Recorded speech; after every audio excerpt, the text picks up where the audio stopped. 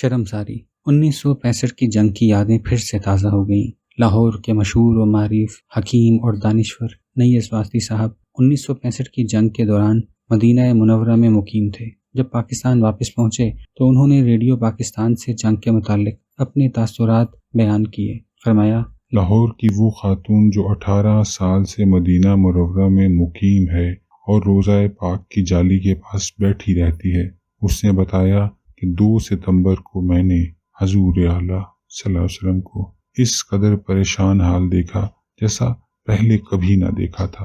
ایک بزرگ جو روضہ اطہر پر مجھ سے ملتے تھے 2 ستمبر کو کہیں دکھائی نہ دیے۔ ایک مرید نے بتایا کہ آپ جہاد کے لیے پاکستان گئے ہیں۔ ایک اور بزرگ نے فرمایا کہ جنگ بدر کے تمام شہید پاکستان پہنچ چکے ہیں تاکہ جہاد میں شامل ہو سکیں۔ پھر اکتوبر 1965 میں روزنامہ جنگ میں کئی ایک خبریں اس موضوع پر شائع ہوئی تھیں، جن میں بھارتی قیدیوں کے بیانات بھی شامل تھے۔